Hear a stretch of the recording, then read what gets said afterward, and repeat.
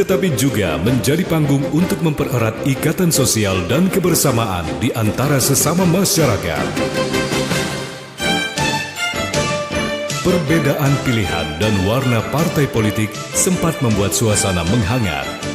Merajut harmoni usai pemilu dengan agenda pemilihan kepala daerah sudah menanti akan dibahas. Inilah Dialog Pasca Pemilu 2024 dari Gedung FISIP Kampus Universitas Sriwijaya.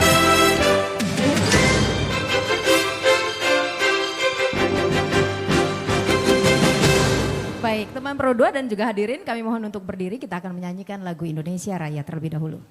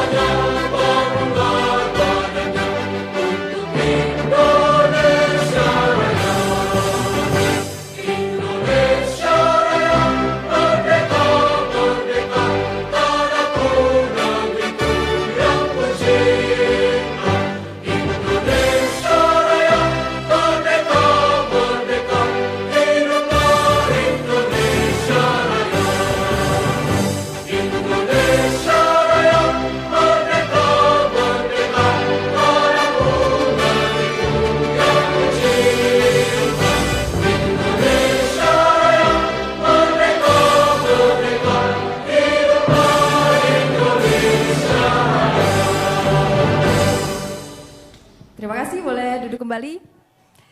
Baik, teman Pro 2 dan juga pemirsa RNN.net dimanapun Anda berada, Pesta Demokrasi atau pemilihan umum pemilu sudah kita laksanakan pada tanggal 14 Februari 2024. Setiap kita diharapkan dapat merajut kembali hubungan dan silaturahim yang mungkin sempat terputus karena berbeda pilihan. Terutama perbedaan pilihan seperti halnya juga yang perlu diperjuangkan dengan narasi-narasi yang saling menyerang dan menjatuhkan lawan politik. Ini akan kita bahas karena kita akan berbicara tentang merajut harmoni usai pemilu, dibahas dalam Dialog Pasca Pemilu di Gedung FISIP Kampus Unsri Bukit Palembang. Boleh berikan tepuk tangan terlebih dahulu. Ada dua narasumber, salah satunya adalah, ada yang tahu? Geleng-geleng nih Pak. Oke, di sebelah saya ini adalah Ketua KPU Provinsi Sumatera Selatan, Pak Andika Pranata Caya. Boleh berikan tepuk tangan terlebih dahulu. Kita masih menunggu Ketua Jurusan FISIP Unsri ya, Pak M. Husni Tamrin yang sedang mobile di perjalanan. Semoga akan segera hadir. Ada juga teman-teman mahasiswa FISIP Unsri. Mana nih yel-yelnya? Yel-yelnya boleh? Mahasiswa FISIP Unsri. Mahasiswa berpolitik, mahasiswa berdedikasi. Oke, keren. Saya sapa terlebih dahulu ya, Pak Andik, apa kabar nih? Baik, selamat pagi. Selamat pagi, apa kabar? Sehat, harus selalu sehat. Harus selalu sehat. Kayaknya kita seumuran ya? Iya. Beda 1-2 tahun ini sama mereka. Betul, saya generasi Z juga sama. Generasi Z, sering lupa-lupa berarti nih. Enggak ya? Baik Bung, boleh cerita nih, sejauh ini pemilu kan sudah selesai, pemilu 2024 di 14 Februari. Nanti kita cerita tentang apa catatan-catatannya di KPU Provinsi Sumsel, tapi lagi sibuk apa nih sekarang? Saat ini kami sedang menyiapkan pelaksanaan pemilihan kepala daerah, bupati, wali kota, gubernur Sumatera Selatan nanti di bulan November. Kami lagi running persiapan itu. Saat ini kami sedang membentuk badan ad hoc. Badan ad hoc itu lembaga-lembaga di bawah KPU untuk yang membantu penyelenggaraan di tingkat kecamatan, kelurahan, dan desa. Kami lagi mempersiapkan itu semua. kecamatan di Sumatera Selatan ini kan ada 241 kecamatan. Kami sedang menyiapkan semua panitia pemilihan kecamatannya. Nah, mulai hari ini kami sedang menyiapkan panitia pemungutan suara. Panitia pemungutan suara itu penyelenggara pemilu di tingkat kelurahan dan desa. PPS. PPK udah, PPS ini sedang kami siapkan. Oke. Sebelum kita ke Bung Andika lagi nih, saya mau tanya. Teman-teman kemarin pemilu ada yang jadi PPK ya namanya? PPK, PPS, PPS. KPPS Ada? itu yang ini loh, yang kalau dilantik jadi KPPS yang bisa beli mobil. Oh itu, yang katanya DP Pajero itu ya? DP Pajero itu. Ada? Boleh tunjuk tangan? Ada? Oh enggak ada nih, mahasiswa berpolitik tadi katanya. Ada ya, nggak mau ngaku aja nih, ada nih pasti nih. Ini punya pengalaman kan kemarin? Nanti punya catatan ya? Tapi itu mahasiswa boleh kan ya Bung? Boleh, jadi setiap orang, setiap warga negara yang sudah 17 tahun punya KTP itu boleh jadi KPPS, boleh jadi PPS, boleh jadi PPK. Jadi kan begini, prinsip pemilu kita ini kan dari rakyat, oleh rakyat, untuk rakyat. Nah makanya penyelenggara pemilunya siapa? Ya kami warga negara juga. Kemudian pemilihnya siapa? Kita juga. Kemudian yang menyelenggarakan proses pemilihannya siapa? Ya kita-kita juga. Yang akan dipilih siapa? Ya dari kita-kita juga sebenarnya. Jadi semuanya itu berasal dari kita semua. Tinggal kita berperan sebagai apa dalam penyelenggaraan pemilunya. Oke, kalau kemarin banyak di beberapa media sosial itu mengatakan bisa beli mobil, itu beneran? Enggak, jadi kan gini, itu kami beruntung dan bersyukur. Selama ini orang nggak kenal dengan KPPS, tapi barangkali karena waktu itu pelantikannya serentak, ribuan orang gitu, jadi menarik kan hal-hal yang agak berbeda di Indonesia sekarang ini kan bisa jadi guyonan, bisa jadi lawakan, ya bisa jadi cacian juga. Makanya kami beruntung jadi orang lebih kenal dengan KPPS, lebih kenal dengan penyelenggara pemilu. Nah kalau yang kemarin dari 14 Februari itu apa catatan yang bisa jadi catatan untuk di Pilkada nanti November? Yang pertama kita ada persentase kenaikan jumlah pemilih yang hadir ke tempat pemungutan suara. Voters turnout-nya tinggi. Untuk pemilih presiden kita dari 6 juta pemilih di Sumatera Selatan, 85%-nya hadir di tempat pemungutan 6 juta DPT? 6 juta DPT, 6 juta sekian ya, 85%-nya hadir di tempat pemungutan suara. Kemudian untuk pemilu legislatif ya dari sama-sama 6 juta ini, 84, sekian persennya itu juga hadir di tempat pemungutan suara. Jadi persentase pemilih yang hadir di tempat pemungutan suara itu tinggi. Kalau kita mau cek misalnya random nih, ini teman-teman kemarin yang ikut pemilu datang ke TPS angkat tangan. Yang datang ke TPS? Yang datang ke TPS. Banyak ya? Banyak. Banyak. Betul. Nah, Betul. Pertanyaan saya, kemarin ada suatu strategi juga yang kami kembangkan ke seluruh kabupaten kota, ke seluruh para pihak. Kami menjadikan TPS-TPS itu sedapat mungkin apa istilahnya? Instagramable, gitu lah. Jadi setiap orang yang datang ke TPS itu pada hari itu saya langsung minta cek data di internet, kemudian di data kami. Setiap orang yang datang ke TPS itu pasti dia selfie, pasti dia posting, pasti dia upload aktivitas di TPS. Jadi datanya begitu ditarik dari lihat Instagram, lihat media sosial. Lihat media sosial, karena kan kalau kita hari-hari seperti ini kalau kita lihat tren, kita harus lihat media sosial. Tren dulu ya. Jadi itu kan data yang memang bisa kita pakai dan valid. Trennya seperti apa? Trennya naik, langsung naik. Di jam 10, jam 11, jam 12 siang, rata-rata semua orang hari itu postingannya hari itu TPS. TPS. Jadi kami berkeyakinan ini partisipasi pemilih juga naik. Yang kedua, saya alumni sosiologi. Jurusan saya sosiologi dulu. Saya S1 saya sosiologi, S2 saya kebijakan publik di FISIP ini juga. Jadi kami melihat sosiologi pemilih pada hari itu. Kemudian setiap orang memposting ini dengan keinginannya masing-masing. Kemudian psikologi pemilihnya sederhananya begini. Zaman sekarang ini Mbak Grani, setiap orang yang sudah punya foto terbaru di HP-nya masing-masing pasti diupload, pasti diposting, pasti ada komen. Pasti show gitu ya. Pasti show off. Makanya kami berupaya untuk membanjiri hari itu dengan hashtag-hashtagnya pemilu segala macam. Nah, itu salah satu cara kita juga untuk meningkatkan partisipasi. Nah, dari situ kita juga bisa menarik orang yang agak malas-malesan datang ke TPS, dia tertarik untuk datang. Oke, menarik ya. Nanti kita bicara tentang Gen-Z-nya juga. Oke. Kita sambut terlebih dahulu, ini ada Pak M. Husni Tamrin. Boleh berikan tepuk tangan teman-teman, silakan. Nih kata teman-teman nih Pak, katanya Pak, panggilannya Pak Aam gitu ya? Bener ya? Saya dapat bocoran loh. Apa kabar Pak? Silakan mikrofonnya. Alhamdulillah baik. Mikrofonnya boleh Pak Aam? Saya boleh ikutan panggil Pak Aam ya? Oh boleh. Sibuk nih Pak, sibuk apa nih Pak? Lagi nguji katanya? Iya, ada ujian doktor ya. Oke, baik. Kita duluan loh Pak, tadi kita ngobrol sama Bung Andika nih. Kita bicara tentang bagaimana pemilu di 2024, tepatnya di 14 Februari. Nanti saya ke Pak Aam nih, saya ke Bung Andika terlebih dahulu. Saya masuk ke Gen Z-nya. Oke. Nah, kan Anda beberapa waktu lalu mengatakan bahwa didominasi oleh mereka-mereka ini. Bagaimana partisipasi mereka? Partisipasinya tinggi. Jadi cuma kami nggak mengukur motif. Karena kami kan nggak punya kompetensi untuk mengukur motif. Tapi partisipasinya tinggi. Partisipasinya tinggi, dugaan saya kalau saya ngobrol sama teman, karena kami nggak mendata kenapa motifnya, ya karena mereka mau memposting semua aktivitas di TPS. Jadi itu salah satu faktor yang membuat generasi Z ini datang ke TPS. Yang kedua, saya nggak yakin apakah memang semata-mata itu. Nah, maka kami cek juga di di level apakah ada kesadaran yang terbangun dari teman-teman Gen Z ini. Hasilnya? Hasilnya kesadarannya sih belum terlalu terbangun ya. Sadar untuk datang ke TPS itu menyalurkan hak pilih sebagai warga negara itu belum terlalu terbangun. Terus yang memotivasinya apa? Ya satu, nggak ingin ketinggalan apa yang in hari itu. Oke, itu tadi ya, ternyata Itu tadi. media sosial membantu teman-teman di KPU. Makanya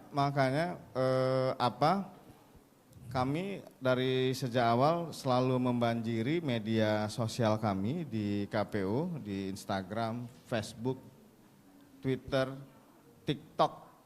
Itu memang harus diarahkan ke teman-teman Gen Z. Kalau milenial seperti kita Pak Tamrinnya ini mudah lah memahaminya.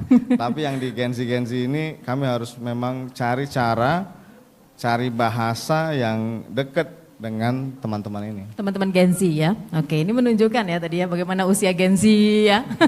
Saya ke Pak Am nih. Pak Am, sebelum saya masuk ke topik utama tentang harmonisasi, saya mau tanya terlebih dahulu, kenapa kampus itu agak anti ya Pak? Atau pandangan kami saja ya, agak anti dengan politik? Sebenarnya enggak ya, artinya dari sisi kesadaran politik mahasiswa lumayan tinggi. Cuman kalau dibilang kampus, lebih pada kekhawatiran aja, semacam politik, melihat politik itu semata-mata sebagai politik praktis. Dan jujur ya, kadang pemimpin sendiri ya, para tokoh-tokoh sendiri juga selalu memaknai politik itu sebagai kotor gitu kan, sebagai politik itu adalah sebagai ajang pertarungan, padahal politik itu kan adalah nobility, kemuliaan gitu kan.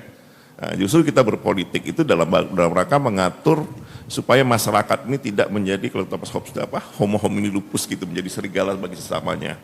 Nah, jadi dengan politik itulah kita berharap kita bisa menata hidup kita, pertama dengan bagaimana cara kita memilih para pemimpin kita mendapat yang terbaik. Sebenarnya kan intinya itu gitu. Nah, cuman kadang memang pertarungan pada level praktis itu kadang-kadang memang membuat orang melihat politik itu kotor. Jadi sebenarnya bukan politiknya yang harusnya diantikan gitu, tapi saya pikir masyarakat di kampus ya lebih kepada sebagian besar melihat kekotoran itu mungkin agak skeptis, mungkin iya gitu. Tapi kalau anti skeptis iya, tapi anti tidak begitu ya. Baik, sebelum ke merajut harmoni usai pemilu ini, beberapa waktu lalu nih Pak Aam saya lihat juga jadi pembicara nih kalau saya nggak salah dari Kemenak ya. Lalu juga ada PJ Gubernur yang mengatakan bahwa Sumatera Selatan ini zero konflik. Mantan-mantan pemimpin kita ataupun juga beberapa pejabat mengatakan Sumatera Selatan tuh zero konflik katanya. Secara sosiologinya Pak, memang Sumatera Selatan ini nggak mau ribut, tidak mudah terprovokasi atau bagaimana ya Pak? maaf mungkin saya sedikit berbeda pendapat di sini. Saya sebenarnya nggak terlalu sepakat dengan istilah-istilah zero konflik gitu ya. Soal konflik itu nggak selalu negatif gitu ya. Konflik itu kan adalah di mana kita terjadi ketidaksamaan ekspektasi kita antara satu dengan yang lain. Pandangannya berbeda. Iya, pandangan berbeda. Dan itu karena karena dia ketidaksesuaian, incompatibility ya gitu. Karena persoalan saling ketergantungan kita paling berkonflik. Nah, kalau kita ngomongin Sumatera Selatan zero konflik, ya sorry to say, saya bilang bagaimana kita ngomongin soal tawuran terjadi gitu kan. Artinya kita nggak bisa menafikan lagi kan gitu ya. Bahwa ada tawuran di sekitar kita gitu ya. Sehingga menurut saya persoalannya bukan soal zero konflik atau non zero konflik. Ya, konflik dalam beberapa hal tetap diperlukan sebagai pemicu untuk kemajuan gitu. Adanya konflik itu kan seperti kesenjangan itu kan konflik gitu ya. Dengan kesenjangan memaksa orang untuk ikut. Yang penting jangan kekerasan. Ya. Artinya jangan sampai konflik itu mengarah pada hal-hal yang sifatnya negatif. Nah, bagaimana kita memanage konflik itu paling penting. Kalau di Sumsel bagaimana untuk pemilu kemarin, Pak? Saya pikir Sumsel lumayan memanas. Tidak manas begitu? di media sosial, saya pikir mungkin kalau kan Pak Andika yang tahu, tapi kalau saya lihat di sekitar saya kayaknya memanasnya di media sosial aja, secara keseluruhan nggak ada masalah. Artinya begitu cepat redanya, ya hingar-bingar politik di masa-masa kampanye begitu selesai, ya sudah selesai gitu ya. Atau pada saat pada saat itu panas kayak bensin nih, disiram panas, habis itu selesai pedam lagi begitu.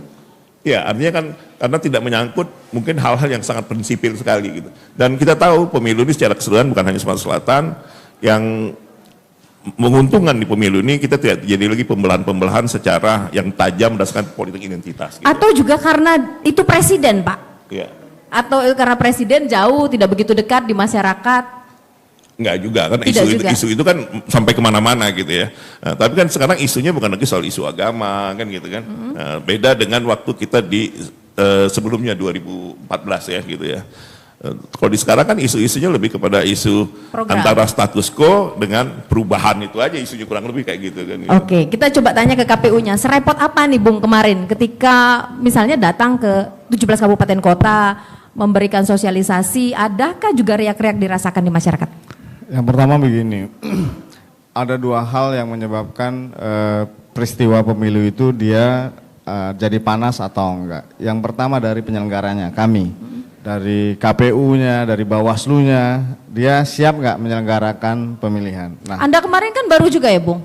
Iya, saya baru tapi sistem yang terbangunkan sudah ada. Sudah jadi? Sistem yang terbangunkan sudah ada, jadi saya tinggal melanjutkan. Samalah kayak Pak Tamrin ini kalau dia nanti jadi rektor, walaupun baru kan sistemnya sudah ada, misalnya kan gitu Pak. Dia tinggal menjalankan. Nah, begitu juga di KPU, kami tinggal menjalankan saja, sistemnya sudah ada, kendalinya langsung kami ambil alih. Kemudian kami cek di semua kabupaten kota, sepanjang memang penyelenggara pemilunya bekerja dengan baik, memberikan pelayanan dengan baik kepada partai politiknya, kepada calon legislatifnya, kepada pemilihnya, maka satu persoalan besar dari penyelenggaraan pemilu ini selesai. Yang kedua, kami dengan forum komunikasi pimpinan daerah kemarin membangun komitmen yang sama agar kita sama-sama menyelesaikan yang jadi bagian kita masing-masing. Polisi dia menyelesaikan urusannya, TNI menyelesaikan urusannya, KPU Bawaslu menyelesaikan urusannya, Pemda juga begitu. Nah, sehingga kalau semua pihak menyelesaikan urusan sesuai kewenangannya, maka sesungguhnya konflik itu tidak akan ada. Jadi sudah bagi tugas begitu ya? Jadi karena sudah bagi tugas begitu. Jadi kalau tugas itu terbagi dengan baik, karena kan pemilu ini, pemilu legislatif, pemilu presiden, pilkada ini kan bukan cuma tanggung jawab KPU Bawaslu, tapi tanggung jawab kita semua. Jadi ini tanggung renteng. Karena ini tanggung renteng, kami rapat berkali-kali.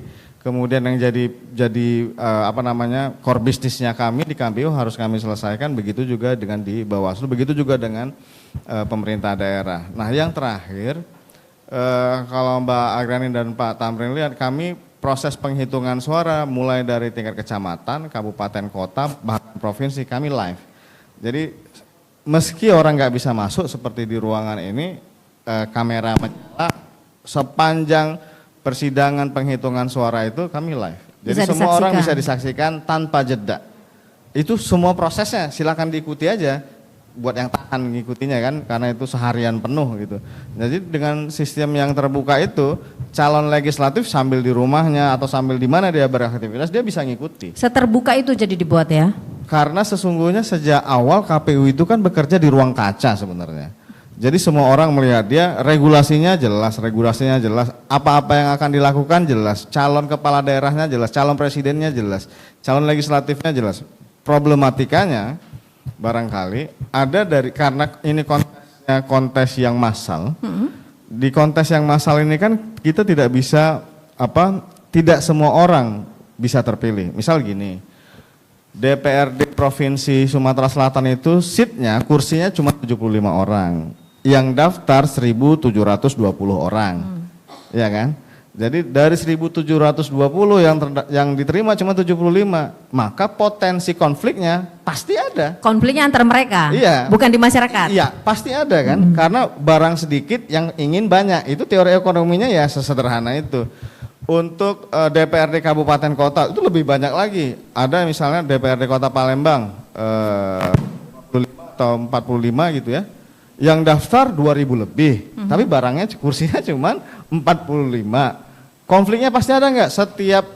Setiap bagian yang kecil kalau diperebutkan orang banyak, ada yang keinjek pasti, sepatunya keinjek, ada yang keserempet, ada yang kedorong, pasti ada. Nah, tinggal bagaimana kita tetap membuat rambu-rambu dalam penyelenggaraan pemilu dan pemilihan tahun ini bisa berjalan dengan baik. Kalau orang semua bisa ngikuti aturan mainnya, konflik itu nggak akan terjadi. Yang terakhir, warga Sumatera Selatan ini menurut saya itu sangat cerdas dan sangat terdidik. Mereka tahu apa dia, kadang-kadang kan ada pameo di kita ini, apa dia gawe ke yang main itu tuh, apa untungnya untuk gawe itu. Nah, kadang-kadang itu itu pengkoreksian dari diri sendiri, itu kenapa sih kita harus ikut-ikutan itu? Itu secara budaya memang begitu Pak, masyarakat Sumsel. Jadi Pak Am, harus cross check terlebih dahulu, apa untungnya, apa rugi, untung begitu. Memang secara tipologinya begitu masyarakat Sumsel? Iya, kita kan bukan masyarakat yang secara komunitas tuh,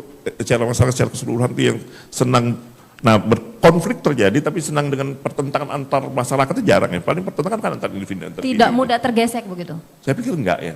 Artinya waktu dia terjadi eskalasi dia cepat sekali turun. Sejarah melihat naik begitu, nanti turun. Tidak sampai meledak sampai titik tertentu. Artinya masyarakat tetap saya pikir lebih cenderung untuk ya senang dengan keharmonisan, kedamaian. Memang diuntungkan berarti kalau begitu? Bukan.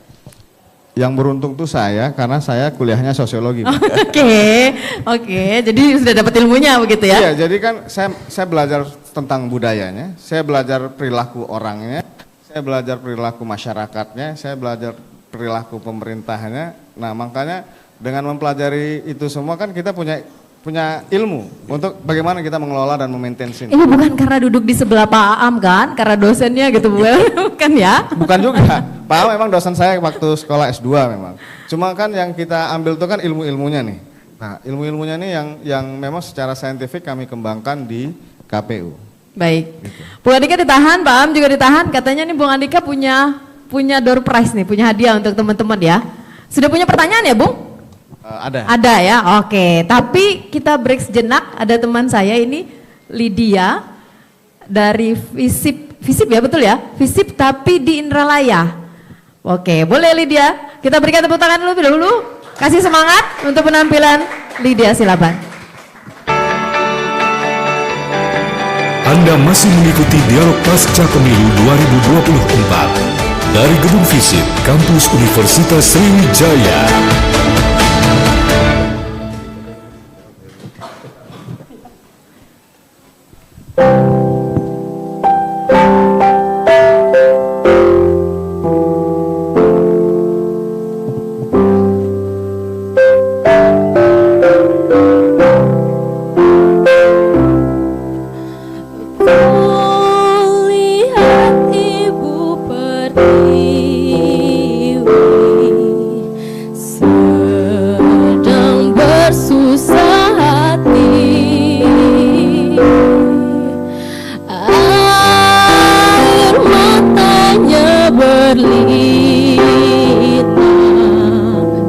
Mas intannya terkenal.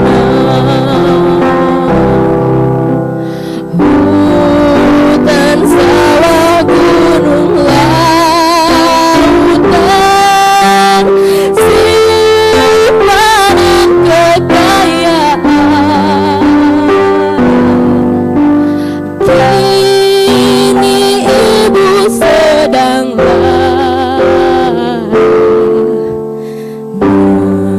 merintih dan berdoa.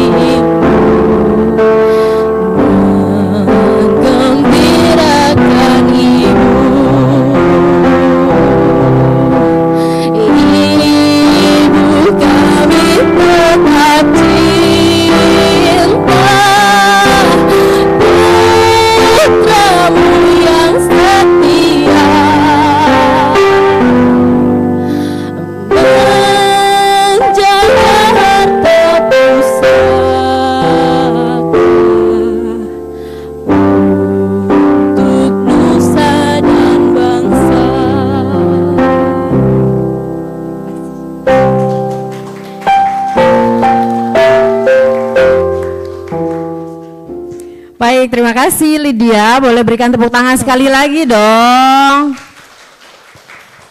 Acara ini juga terselenggara berkat kerja sama teman-teman Visip Unsri, Pak. Kebetulan juga lagi magang di RRI. Oke, jadi membuat acara ini semakin sukses lah. Oh ya, untuk Anda pendengar dan juga pemirsa RRI Net, Anda juga bisa menyaksikan kami di link YouTube-nya RRI Pro 2, RRI Palembang, dan juga di Instagram Pro 2 RRI Palembang. Saya masih bersama dengan Ketua Jurusan Visip Unsri Pak Emosi Tamrin dan juga Ketua KPU Provinsi Sumsel Bung Andika Pranata Jaya. Sudah siap-siap? Punya pertanyaan? Punya pertanyaan? Ragu-ragu. Jawab pertanyaan udah siap? Juga ragu-ragu. Oke deh, saya mulai dari Bung Andika. Silakan Bung, ada pertanyaan untuk mahasiswa? Ada. Oke. Ada berapa hadiahnya ya? Ada banyak. Ada. Banyak ya? Baik. Ada banyak ya? Oke. Kami ini menyediakan hadiah yang memang bermanfaat untuk teman-teman sekalian. Pertama, dia lebih dari skincare karena ini manfaatnya tinggi. Yang kedua, bisa digunakan di musim kemarau, di musim hujan. Pokoknya ini pelindung lebih utama dari skincare lah pokoknya. Kalau skincare kan mahal kan ya? Ya kan? Skincare pasti mahal. Tapi tidak melindungi dari serangan politik. Oh ya, itu juga. Teman-teman yang kuliah di Visip ini, kita kan ini habis pemilu ada pemilihan kepala daerah ya. Pemilihan kepala daerah nanti itu kita laksanakan bulan apa, tanggal berapa, ada yang tahu? Oke, boleh? Oke, ada mikrofon, boleh sebutkan namanya. Tek. Oke. Perkenalkan, untuk pemilihan kepala daerah nanti akan dilaksanakan pada tanggal 27 November 2024. Namanya? Namanya Rulia Inventari dari jurusan Ilmu Komunikasi. Oke, Lia. Baik, kita kasih obat skincare-nya Bu, satu. Oke, ada lagi? Oh iya, ini obat skincare, jadi melindungi dari panas, hujan, nggak perlu pakai apa yang memantulkan matahari di mukanya lagi kan, asal tahan SPF-nya aja. tinggi Ya. itu, SPF-nya tinggi. Iya, asal Anti-UV. tahan aja bawanya kemana-mana. Ada satu lagi. Ada yang tahu nggak syarat usia calon bupati dan wakil bupati untuk pemilihan tahun ini usianya berapa? Cepet banget tangannya ngetik. Ada yang bisa jawab, ayo. Cepet banget, Pak. Ada yang tahu usianya berapa? Ayo. Ada yang tahu usianya, syaratnya? Syarat untuk jadi kepala daerah begitu, Pak? Iya. Oke. Syarat jadi bupati, wakil bupati itu syarat minimal usia berapa? Minimal usia? Oke. Ada di belakang? Kok ragu-ragu? Oke, boleh Udah. mikrofonnya? Baik, Tahu boleh? dari- Oke. Namanya? Kenalkan, nama saya Muhammad R. Kadafi. Oke, Kadafi. Mungkin sekitar umur 25, Mbak. Kok pakai mungkin, Gak Pak? boleh dia pakai Nggak boleh ya? sekitar. Yaudah, 35. Oh. Cek dulu, googling dulu. Ayo, ada yang tahu? Belum tepat ya. Oke, sebelah Padahal sini. udah googling. Depan. Ada yang Depan, tahu. sebelah Ayo, kiri, angkat tangan. depan kiri. Angkat tangan Ayo, jangan angkat malu-malu. tangan. Ayo, silakan. Yuk, boleh. Namanya siapa, dari mana? Perkenalkan, nama saya Leni Asmaraida dari jurusan Administrasi Publik. Berumur 30 tahun. 30 tahun dari mana? Dari googling. Oh enggak, bener. Menurut Undang-Undang Nomor 32 Tahun 2004. Undang-Undang 32 2024 itu udah nggak berlaku lagi. 2004. Oh 2004, bukan Undang-Undang 32 dong? Iya, Nomor 32 Tahun 2004. Boleh dikasih dulu, Bu. Boleh, oke. Pak Tamrin, Tapi betul nggak sih? Dia 30 tahun iya, tapi gini, yang substansinya yang ingin saya sampaikan tuh bukan soal kuisnya teman-teman.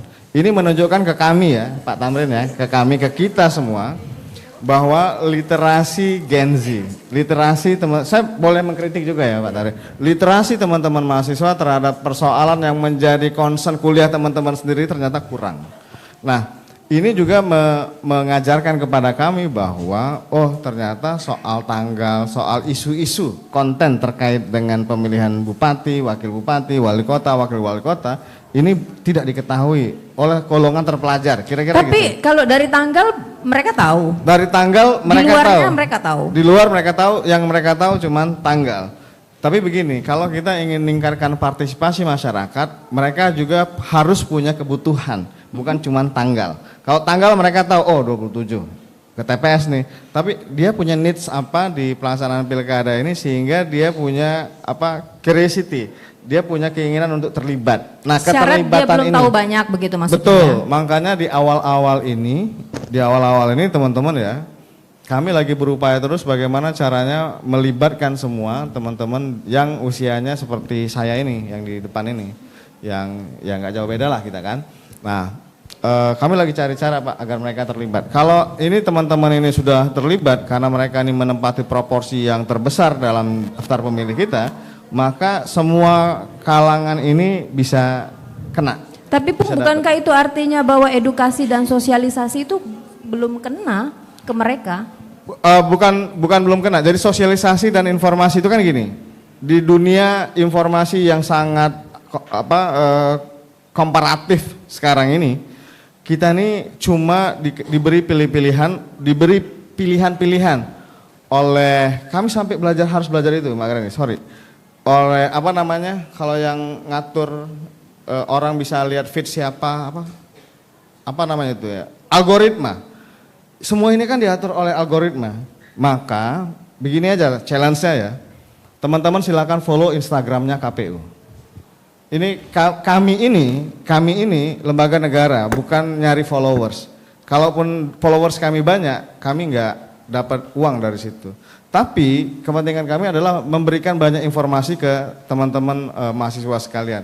Kalau ada salah 1, 2, 3, 5 mereka ini follow Instagram kami, maka feeds yang terkait dengan pemilu akan masuk ke mereka ini. Instagram kan semua, Facebook juga begitu. Nah, tapi kalau mereka ini enggak follow Instagram kami, semua informasi terkait pemilu enggak akan melintas di handphone teman-teman. Masuk aja nih Pak Andika ya, boleh berikan tepuk tangan yuk. Ya, jadi kami minta bantu nih teman-teman yang paling ringan. Karena kami ini bukan ngendorse barang atau apa, silakan di follow Instagram, TikTok, Facebook, X, Twitternya KPU Sumsel. Sumsel supaya teman-teman tuh dapat informasi yang update, terkini, sahih. Yang terverifikasi. Nah, dari situ semua informasi mengenai pemilu bisa didapatkan gitu. Baik, saya ke Pak Am nih Pak. Tadi kan Bung Andika tuh singgung-singgung sedikit nih Gen Z. Kita pernah bicarakan loh sebelumnya sama Prof Al juga tentang hal ini, bagaimana sifat dan juga bagaimana pandangan Gen Z saat ini. Ini susah nggak sih Pak untuk memberikan ilmu politik, sosial selama ini dengan mereka? Jadi tipikal Gen Z itu kan yang nggak mau dicekokin gitu aja. Mereka aktif mencari informasi, sebenarnya mereka aktif mencari informasi, tapi juga cepat lupa. Ya, mereka ini kan hidup di era yang orang bilang tuh VUCA ya, yang volatile gitu ya, yang penuh ketidakpastian, yang rentan, yang penuh ketidakpastian gitu, dan seterusnya. Sehingga memang harus ada strategi tertentu gitu ya, strategi tertentu bagaimana melibatkan mereka. sedikit menambahkan Pak Andika, jadi bagaimana himbauan mereka untuk follow itu menarik, tapi mungkin yang lebih lagi itu adalah bagaimana mereka mau engage gitu ya, karena kalau media sosial itu kan engagement rate-nya itu yang menjadi penting ya untuk menilai seberapa aktifnya dan apa yang dikenakan Pak Andika terus pada algoritmanya itu bisa kemana-mana gitu. Jadi jangan hanya follow saran saya juga, tapi engage di dalam media-media sosial KPU. Karena jujur saya berharap gitu ya. Karena ini bukan karena KPU atau apa ya, karena sebagai warga negara yang menginginkan demokrasi dalam proses konsolidasi demokrasi itu kan yang paling penting itu adalah bagaimana pemilu sebagai salah satu bagian dari demokrasi itu kita percaya sebagai satu-satunya cara yang paling baik untuk memilih hal-hal yang terbaik bagi kita. Jadi istilahnya itu kan bagaimana menjadikan pemilu itu menjadi the only one game in the town, kata istilahnya kayak gitu ya. Itu yang jadi role-nya ya, atau yang pentingnya begitu ya. Bagaimana kita trust, bagaimana kita percaya pemilu ini bisa menghasilkan sesuatu yang memang baik dan memimpin ke depannya. Nah, kembali lagi ke merajut harmoni usai pemilu ini, apakah juga karena sifatnya Gen Z, sifat masyarakat akhir-akhir ini yang dominan juga, jadi kita mudah melupakan ya Pak. Jadi ya yang kemarin ribut-ribut, yang rame-rame udah masuk juga nggak sih itu? Ya terlalu banyak hal yang lebih penting gitu ya di dalam hidup mereka, pada Gen Z ya kalau gitu saya bilang, terlalu banyak hal penting dalam hidup mereka gitu, lebih dari sekedar pemilu. Hal yang penting pertama kan uncertainty, bagaimana masa depan saya setelah saya kuliah, itu penting ya gitu. Jadi sehingga mereka mencoba apa saya karir saya, banyak hal-hal yang tantangan bagi mereka itu jauh lebih berat daripada zaman saya atau zaman yang lain-lain lah gitu ya. Kalau 5 tahun yang lalu kan tadi kalau Pak Am bilang kita lebih ke isu SARA, tapi tahun ini kan berbeda. Nah ini pengaruh, apakah cuma isu saja pengaruhnya atau karena memang penyelenggaraan pemilu juga atau penyelenggara pemilu kayak Bung Andika dan lain-lain teman-teman yang lain itu juga sudah berjalan? Kalau itu, jadi gini banyak hal ya gitu. Jadi kalau antara lain juga kepemimpinan juga nggak bisa diabaikan gitu. Kalau Pak Andika kan dia bukan orang yang baru pertama untuk terjun di KPU gitu ya. Jadi sebelumnya punya rekam jejak yang lumayan, nanti tidak pernah lepas dari persoalan kepemiluan, mulai dari ketua Bawaslu, kemudian selesai ketua Bawaslu, ikut di KPU pusat ya Pak ya, kalau salah ya, terus jadi KPU. Jadi pengalaman-pengalaman ini memang menentukan, itu faktor internalnya. Di faktor eksternal kebetulan juga isu pembelahan identitas itu memang sangat kurang, itu bukan menjadi isunya lagi hari ini gitu kan. Isu sekarang kan lebih kepada persoalan antara melanjutkan atau perubahan, isunya itu aja gitu. Isunya tidak begitu besar ya. Baik, kalau PR-nya untuk pilkada nih Pak, pilkada kan berbeda. Kalau kemarin itu ya mungkin karena jauh, banyak, bingung juga mana yang harus ditentukan, isunya apa, rame. Nah ini pilkada, sememanas itukah di Sumsel atau masih membingungkan? Kalau saya sebenarnya kalau soal memanas tergantung nanti berapa calon yang akan maju gitu ya. Artinya kalau sampai hari ini kan saya melihat nggak lebih dari paling banyak 3 ya gitu, paling banyak 3 kalau saya lihat ya gitu ya. Tapi saya nggak tahu nanti. Tapi kalau seandainya terjadi head to head 2 ya mungkin agak panas juga gitu ya. Agak panas? Ya tergantung nanti, tapi tetap isunya saya pikir tetap isunya pasti akan antara perubahan mirip-mirip gitu.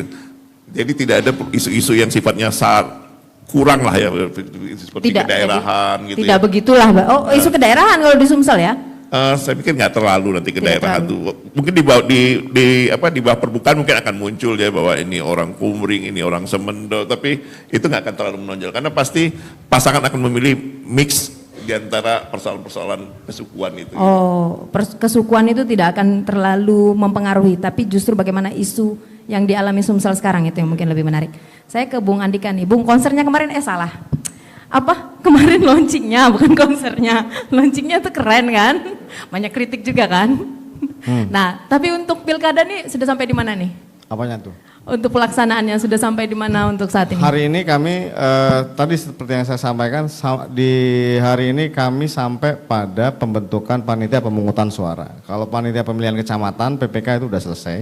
Tinggal panitia pemungutan suara. Next kami langsung running untuk panitia pendaftaran pemilih untuk pemilihan tahun ini. Jadi yang independen kemarin sudah? Yang ke independen kemarin sudah di kabupaten kota, tapi dikembalikan karena kekurangan dukungannya. Di Sumsel ada? Di Sumsel nggak ada, kosong. Oh, Sumsel nggak ada, kosong. Jadi semua akan lewat jalur partai politik. Semua lewat jalur partai politik. Untuk gubernur ya? Untuk gubernur, baik. Kalau sekarang ini yang jadi sorotan atau perhatian dari KPU Sumsel ini di mana? 17 kabupaten kota. Kami memperhatikan semua, karena kan begini, kalau untuk pilkada ini kan tergantung para aktor ya, kalau menurut saya Pak Tamrin. Aktor-aktornya, kalau aktor-aktornya tenang, masyarakat tenang gitu ya. Kalau aktornya nggak tenang ya masyarakat nggak tenang. Siapa aktornya ini? Ya partai politik, ya calon kepala daerah, terutama tim pendukungnya gitu.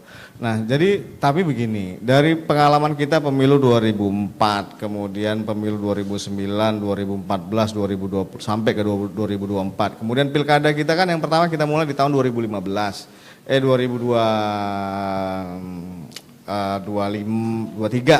28, kemudian 2013 gitu ya. Ada nggak kekuatan-kekuatan besar itu saling mendukung? Ada. Konfliknya besar nggak? Nggak besar. Karena kan ini kan konflik ketika perseteruan pilkada itu berlangsung aja. Tapi begitu hasil keluar, selesai.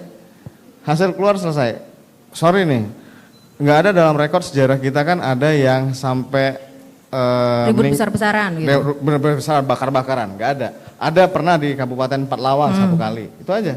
Nah selebihnya kan nggak ada. Tapi begitu kita lihat karakter warga, kemudian situasi Musirawas Utara misalnya, ada demo segala macam. Tapi di sana memang apa namanya mungkin harus dipelajari juga Pak oleh FESIP. Kenapa budaya di situ tuh begitu gitu? Sehingga kami juga mempelajari itu. Nah jadi dari segi pengalamannya nggak ada.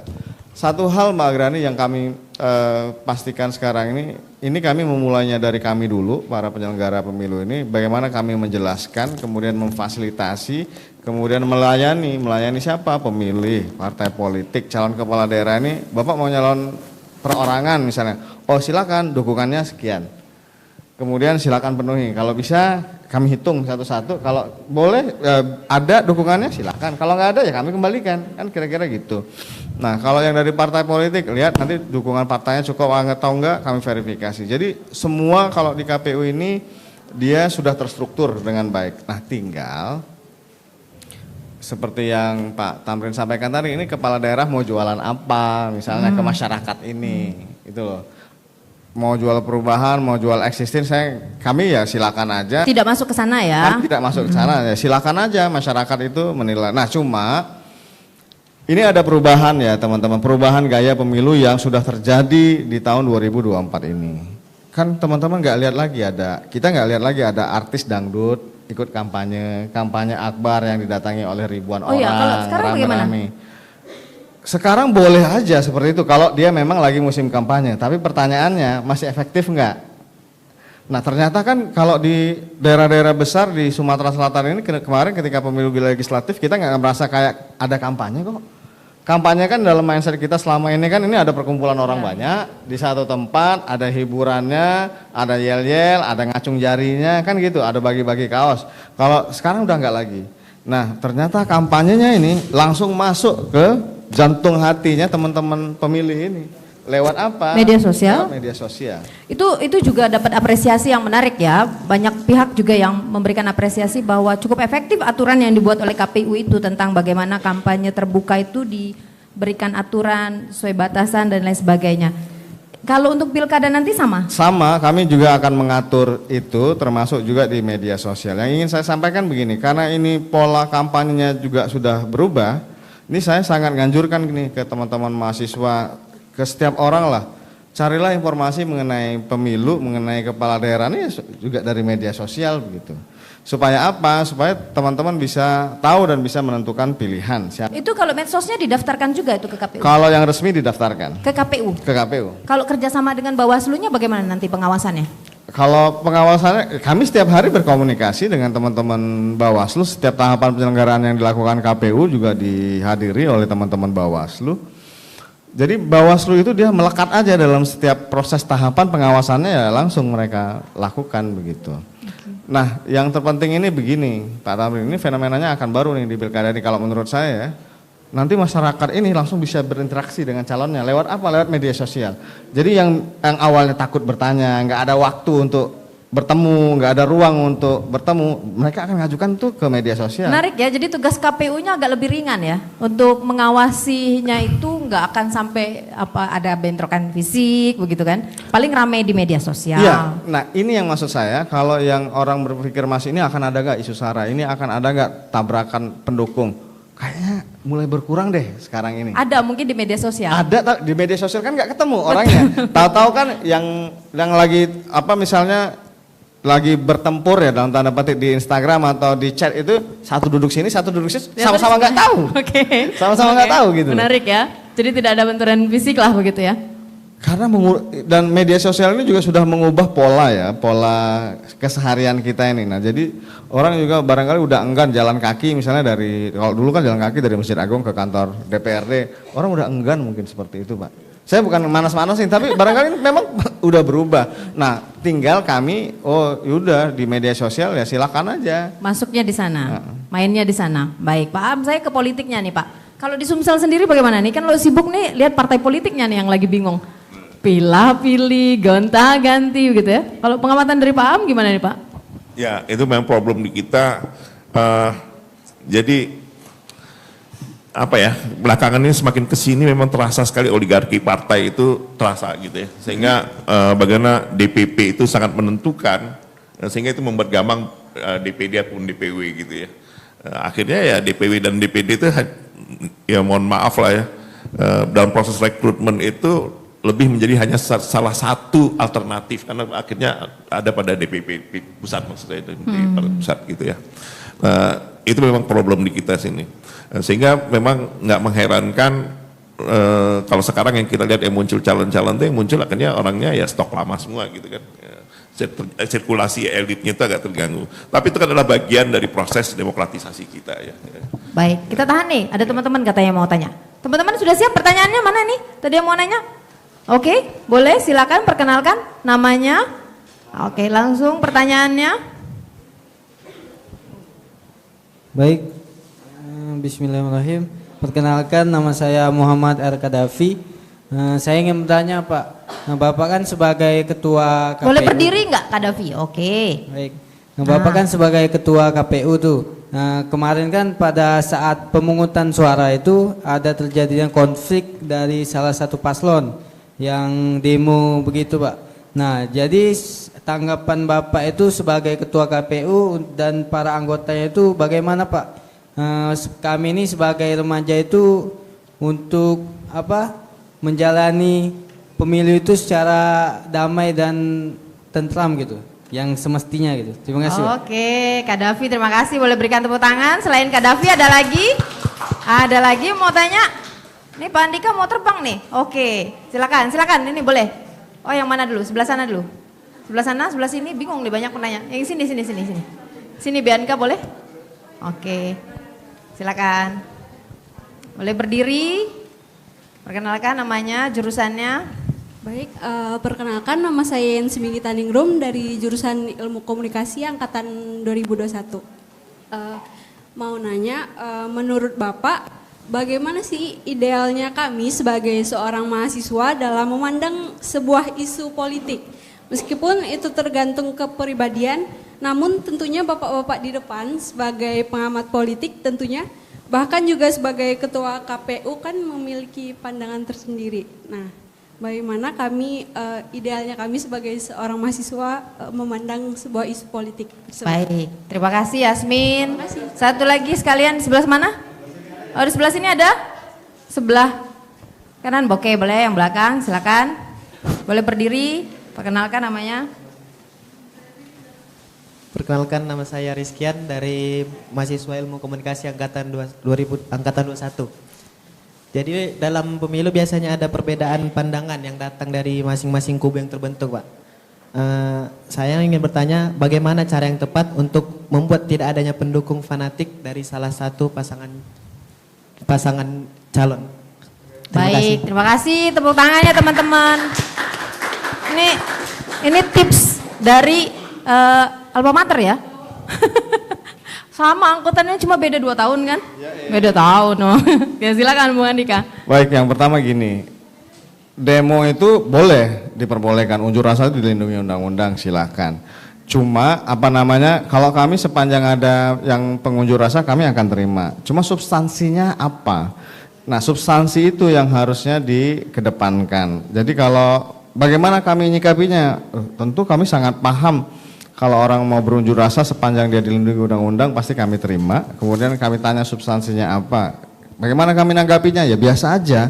Jadi kan karena kan lembaga KPU ini lembaga pelayanan. Jadi semua orang kami layani. Nah, kemudian kenapa ini mereka meluapkan unjuk rasa? Jadi gini, jadi teman-teman nanti bisa belajar lah teori-teorinya ya, kenapa orang menyampaikan gagasan itu lewat unjuk rasa. Itu kan salah satu cara menyampaikan gagasan, keinginan, kemudian kemauan orang. Nah, tinggal kami pahami aja dengan baik. Apakah kalau simpelnya apakah diperbolehkan? Boleh. Nah, tinggal supaya nggak terjadi unjuk rasa, tinggal kami melakukan pelayanan terhadap semua calon kepala daerah ini dengan baik. Nanti boleh dipelajari apa-apa yang menjadi syarat calon kepala daerah, misalnya kepala daerah itu syarat calonnya apa, kemudian syarat pencalonannya apa. Kalau syarat calon itu dia menyangkut individu, Pak. Individu orang, dia ijazahnya ada enggak, dia sekolah di mana, umurnya cukup atau enggak gitu. Tapi kalau syarat pencalonan itu dukungan partainya ada enggak, misalnya dia cukup atau enggak. Jadi dua substansi itu harus kami pelajari.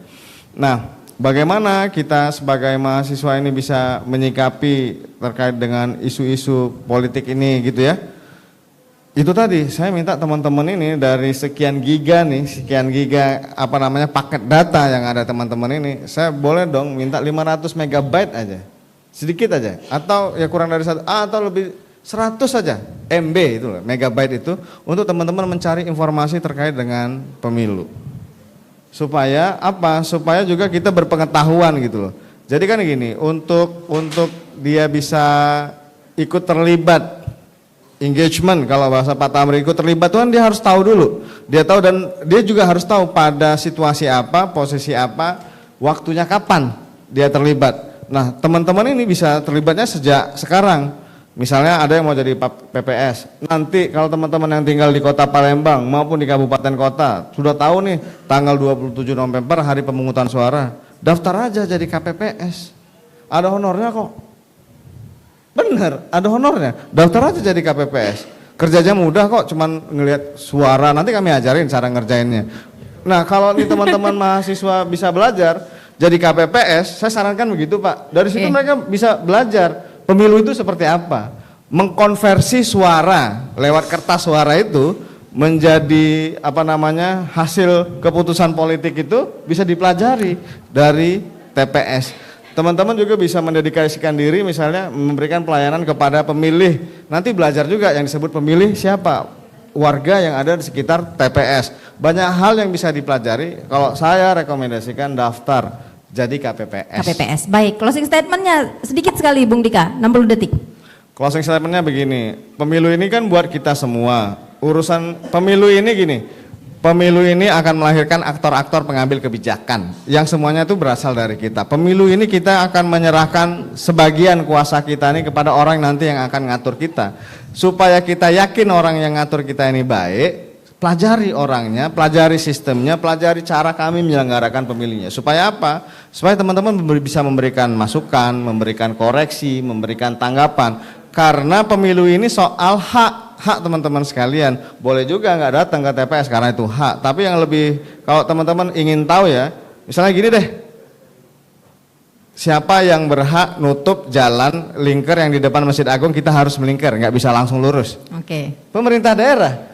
Teman-teman mau protes, ya proteslah ke pemerintah daerah. Nah, tanya ke pemerintah daerah. Nanti kalau Bapak jadi wali kota, mau nggak Bapak buka misalnya? Oke. Nah, silakan terlibat seperti itu. Ini teman-teman FISIP ini penting untuk terlibat karena teori masuk, prakteknya masuk, untuk pengalamannya juga masuk. Dan ini memang ranahnya teman-teman di Fakultas Ilmu Sosial, Ilmu Politik. Ya silakan aja. Fakultas lain juga bisa. Baik. Jadi begini, enggak semua politisi itu berasal dari FISIP loh. Presiden Jokowi itu Fakultas Kehutanan. Oke. Nah, iya itu contoh. Jadi tergantung teman-teman sekarang mau jadi orang yang follow keadaan aja atau orang yang ikut merubah keadaan. Mau jadi orang yang ikut berbuat atau cuman lihat-lihat. jangan kita nggak perlu tahu itu orangnya siapa, tapi tanya ke diri kita ini mau jadi apa sebagai mahasiswa. Oke, boleh berikan tepuk tangan 120 detik sudah. Korupsi nih 160 detik. Oke, Pak Am nih terakhir deh Pak, apa masukan untuk KPU dan juga partai politik serta para pemilih nanti Pak Am? Ya, artinya ini pilkada serentak yang pertama ya. Walaupun yang kemarin ada bertahap-tahapannya kemarin itu pilkada serentak yang pertama yang mudah-mudahan ini akan menghasilkan para pemimpin yang terbaik bagi kita. Nah, tentu sarannya adalah ya pertama kepada penyelenggara harapan kita tentu supaya bisa menjadi penyelenggara yang fair, yang jujur gitu, yang adil dan mendorong partisipasi masyarakat yang cukup besar atau cukup kuat untuk menghasilkan pemilu yang berkualitas. Dan pada para peserta tentu yang kita harapkan adalah lebih fokus pada persoalan-persoalan program, isu-isu bagaimana mengatasi masyarakat dan jangan membawa masalah-masalah yang sifatnya identitas dan sebagainya yang cenderung untuk memecah belah. Dan kalau tadi yang terakhir untuk para pemilih termasuk pada Gen Z yang ada di hadapan saya ini, tentu saran saya sedikit saja, cerdaslah dalam memilih, cermat dalam menentukan, dan bijak dalam bersikap. Baik, boleh berikan tepuk tangan teman-teman. Cerdas memilih, cari tahu apa kerjanya KPU, cari tahu siapa calonnya, apa track recordnya, bagaimana pendidikannya dan lain sebagainya. Terima kasih sekali lagi mahasiswa Visi Bu Unsri, boleh tepuk tangan. Terima kasih juga untuk Pak Husni Tamrin, terima kasih Bung Andika, oke selamat dalam perjalanannya sampai ke Jakarta. Teman-teman terima kasih sekali lagi atas nama tim RRI pada pagi hari ini, sudah siang nih, pasca pemilu untuk siang hari ini, saya Agrani Sihomi, kita kembali ke studio.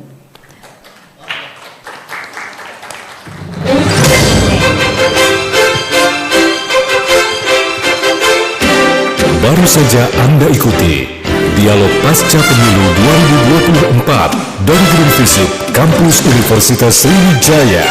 Terima kasih atas partisipasi Anda dan sampai jumpa.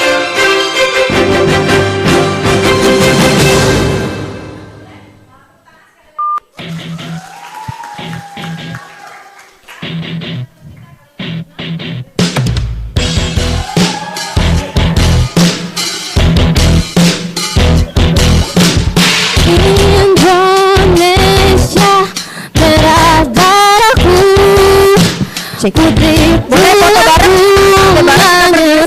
dalam semangatku.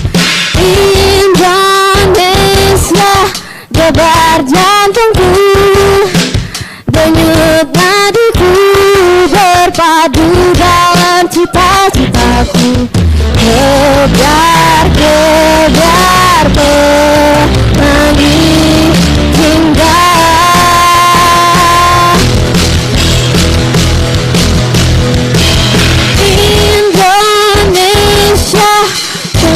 darahku, nafas hidupku bersatu di dalam anganmu.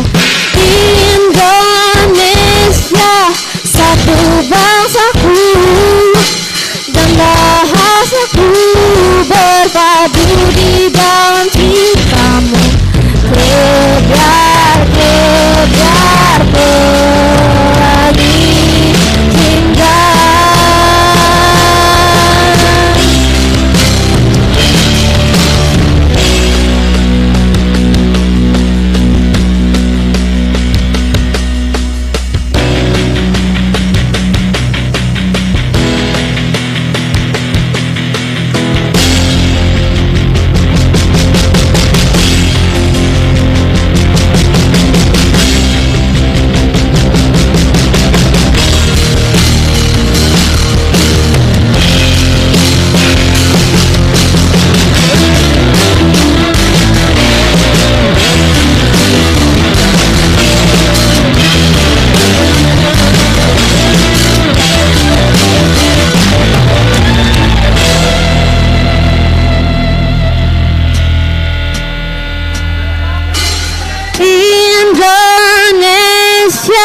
debar jantungku, denyut nadiku berpadu dalam semangatku.